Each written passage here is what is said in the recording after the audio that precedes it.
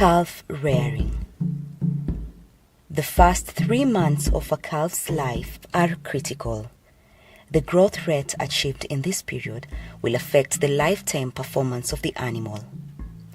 Optimizing nutrition and minimizing morbidity is essential to ensure the calf has the best possible chance of achieving its full genetic potential for growth and feed conversion efficiency. Calf rearing systems need to recognize that early life events have long-term effects on the performance of the calf and capitalize on them. Calf rearing is an area that needs a lot of attention, and it starts from day one when the calf is when the calving takes place. Now, what happens is that we need to have a shed and a good area, a confined area, to come and accommodate the calf. Now, from day 0 to 3 months, a calf should be kept in a pen like this, so that there is a provision where you can put some feed and water. And this is the place where the calf also is given milk, right from the first day, colostrum, and then later the milk. Normally what is recommended is 2 liters in the evening and 2 liters in the morning for about the 3 months. But it will depend on the other programs where the farmer can have replacers. That will depend on the farmer. Now, once the calf has taken this length of time, then it is now transferred to another section where it will take between 3 months to 6. Then it is actually taken to another stage. If you have many calves, you can keep them together so that the feed need is almost identical. The ones with identical feed needs, you group them together. Feeding your calf in a zero grazing system. Allow the calf to stay with its mother for 3 days after birth so that it suckles enough colostrum. This is the rich milk that helps protect your calf against disease. Separate the calf from its mother after 3 days and confine it in a clean calf pen. Train the calf to drink milk from a bucket. Ensure that the bucket is properly cleaned after each feed throughout the period that the calf is given milk. Now here we can see that the farmer has done very well when it comes to segregation. You can see we have 3 categories here. We have category A, B, and C. And from the looks, you will see that these are at the different age. Those are the different age, and that is another age. So when they graduate from the other side, they come to this first pen, then they go to the next one and the other one. Now, when you look at those heifers there, they are 1 year old, and you can dispute that because the size looks good. Now, this is good because this is as a result of good care. Otherwise, those ones there, if they were not taken care well, could be this size. So that will means it is advantageous to the farmer, because in 5 months' time, those calves at the far end will be around 15 months and they can be served then. So the farmer will end up getting milk earlier. By the end of 24 months, the calf will actually be ready to produce. There is also another advantage. When their feed need is addressed well, growth is very good. Their growth is very good, and even the development of the udder will be very good, such that you will get optimum production from the udder, which was developed well, unlike the one that will take long to reach maturity, and it is as a result of the feed. So it is good to practice like the farmer is doing, so that our farmers can benefit optimally from the venture as a business. While indoors, the calves should each have at least 1.5 cubic meters of space per calf. They should not be run in mobs of more than 10 to 12 per pen. Keep calves in groups according to size and especially away from the adult cattle. This applies to calves outdoors as well. This will minimize bullying and stress. as relaxed calves will be healthier and grow faster.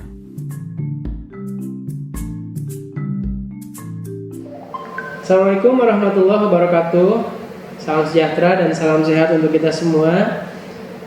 Pada hari ini kita akan melanjutkan materi praktikum manajemen produksi ternak perah, yaitu acara 6, 7, dan 8 ya, dimana pada acara ini kita akan sama-sama belajar mengenai pemeliharaan sapi darah, karena kan sebelumnya kita sudah belajar mulai dari persiapan ya, kemudian penanganan kelahiran, kemudian penanganan sapi dan juga perah sapi ya. Kemudian sekarang adalah pemeliharaan sapi darah.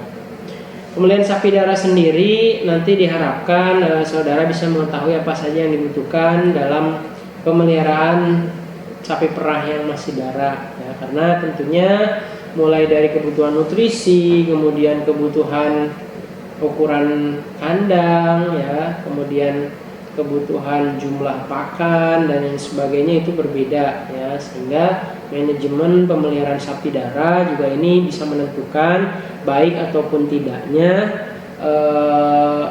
sapi darah ini dijadikan induk. Karena apabila terlalu gemuk maka itu dikategorikan kurang baik, karena bisa mengganggu perkembangan organ reproduksi dan juga tidak ideal apabila sapi perah itu terlalu gemuk seperti itu.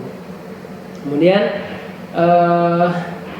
yang kedua adalah pemberian konsentrat dan juga hijauan. Ini manajemen pemberian pakan ya untuk sapi perah. Nanti 10% dari bobot badan ya biasanya. Misalnya sapi perahnya bobotnya 500 kg, berarti 50 kg seperti itu. Adapun pemberian konsentrat itu sekitar 3% dari bobot tubuh seperti itu ya. Kemudian manajemen reproduksi ataupun perkawinan dari sapi perah ya. Nanti saudara bisa mempelajari siklus dari estrus sapi perah seperti apa, kemudian kapan waktu yang tepat untuk dikawinkan ya, kemudian nanti apabila terjadi gangguan reproduksi nanti manajemennya seperti apa ya. Nanti saudara akan mempelajari itu. Kemudian di sini untuk siklus estrus juga saudara harus betul-betul memahami, karena di dalam manajemen reproduksi siklus estrus itu sangat penting ya.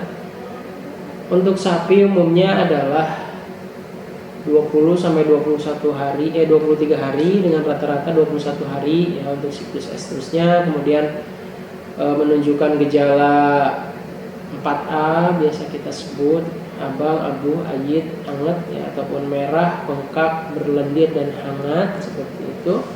Itu adalah gejala-gejala estrus. Nah, kemudian saudara juga harus bisa mengidentifikasi ternak perah yang sudah bunting ya. Kalau misalkan sudah umur 18 mungkin sampai 2 tahun, kemudian sudah dikawinkan, entah itu kawin alami ataupun dengan inseminasi buatan ataupun transfer embrio. Kemudian setelah itu saudara harus tahu ciri-ciri ternak perah yang bunting. Seperti itu tentunya bisa dilihat dari perkembangan ambing ya, kemudian tidak ada muncul siklus estrus atau tanda-tanda estrus ya, kemudian terlihat lebih besar ya untuk bagian perut sebelah kiri, karena kalau sebelah kanan itu kan rumen ya, seperti itu tanda-tanda sapi perah yang bunting. Kemudian untuk acara yang ketujuh adalah pemeliharaan sapi dewasa ataupun yang sudah produksi atau yang biasa kita sebut dengan laktasi ya. Apa itu sapi laktasi? Adalah sapi yang sudah mampu menghasilkan produksi susu ya, tentunya itu setelah proses melahirkan.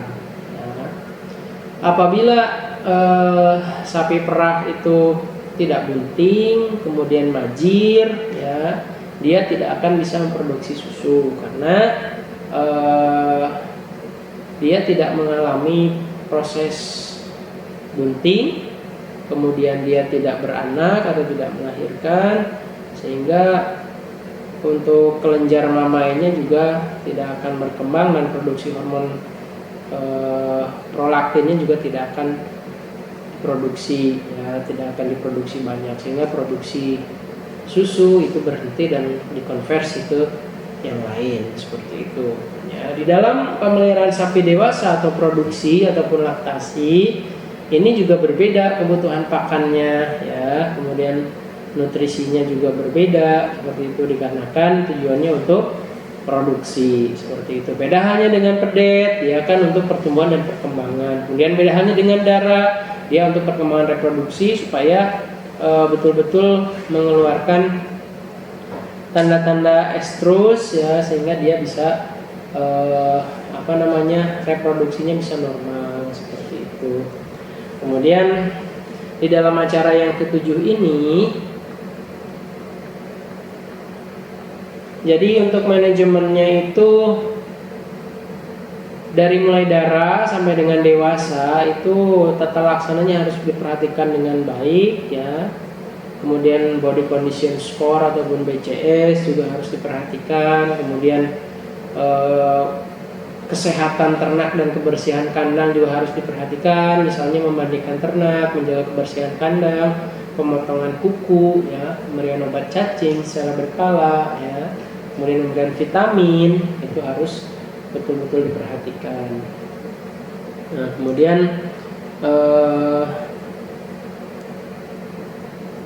mahasiswa juga diharapkan nanti dapat mengetahui kebutuhan pakan sapi produksi meliputi hijauan dan konsentrat, kemudian cara penyusun dan pemberian pada ternaknya seperti apa. Jadi ini adalah perkembangan atau pengembangan dari mata kuliah bahan pakan dan formulasi ransum. Nanti saudara juga harus bisa membuat ransum untuk sapi perah, ya. Tentunya ini berbeda dengan ransum sapi potong, ya, karena tujuannya juga berbeda, ya. Kalau untuk potong kan ke produksi daging, kalau sapi perah untuk ke produksi susu seperti itu. Untuk acara 5, 6 dan 7 itu udah selesai, ya. Kemudian dia lanjutkan dengan acara yang ke-8 adalah pemerahan, ya, dan juga penyakit apa saja sih yang menyerang sapi perah serta yang biasa kita sebut penyakit yang ada di sekitaran ambing, yang entah infeksi ataupun kena bakteri ataupun jamur ataupun virus, ya. Namun yang paling umum adalah terkena mastitis, begitu, apa penyebabnya, kemudian bagaimana ciri-cirinya dan gejalanya, terus bagaimana cara pencegahan dan juga pengobatannya, ya, seperti itu. Kemudian setelah itu adalah pengolahan ataupun teknologi pasca panen, khususnya untuk produksi susu ini. Biasanya susu digunakan untuk sebagai bahan-bahan dasar makanan olahan, ya, entah itu pembuatan roti, kemudian pembuatan es krim, ya, pembuatan olahan yang lain, ya, keju dan sebagainya. Banyak sekali olahan-olahan susu yang sangat menarik.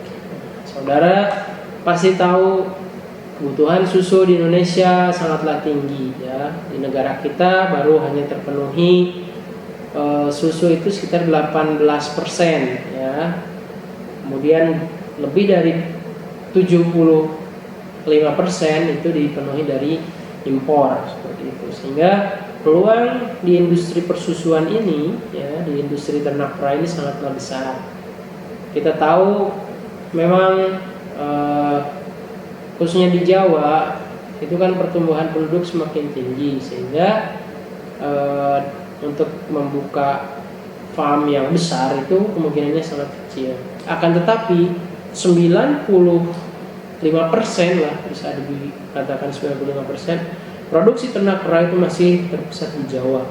Padahal di bumi Nusantara ini punya potensi untuk pengembangan sapi perah. Nah, kita lihat dari Sabang sampai dengan Merauke sebetulnya punya potensi. Nah, hanya tinggal bagaimana, apakah kita mau atau tidak untuk mengembangkan ternak sapi perah ini ataupun ternak perah yang lain. Karena saat ini kan untuk manipulasi lingkungan juga sudah bisa dengan adanya di revolusi industri 4.0 ini, semua sudah serba canggih ya. Saya kira dengan teknologi IT sekarang semuanya sudah bisa dilakukan dengan lebih mudah dan lebih cepat. Misalnya untuk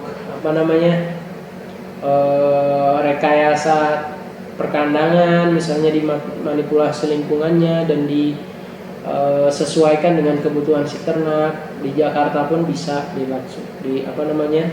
tengah-tengah perkotaan itu bisa mengembangkan peternakan sapi perah. Kemudian di daerah yang lainnya juga, daerah pesisir, ada juga peternakan sapi perah, sehingga tidak menutup kemungkinan ya bahwa ternak perah di Indonesia ini masih bisa dikembangkan dengan baik, masih punya potensi yang besar.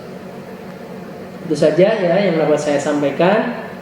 Terima kasih atas perhatiannya. Silahkan nanti laporan sementara, kemudian laporan akhirnya silahkan diselesaikan. Nanti bisa bimbingan dengan asisten, dan apabila ada yang ingin ditanyakan silahkan nanti bisa langsung ditanyakan lewat e-learning, grup WhatsApp, ataupun langsung menghubungi saya. Terima kasih. Mohon maaf atas segala kekurangannya. Billahi taufiq wal hidayah. Assalamualaikum warahmatullahi wabarakatuh.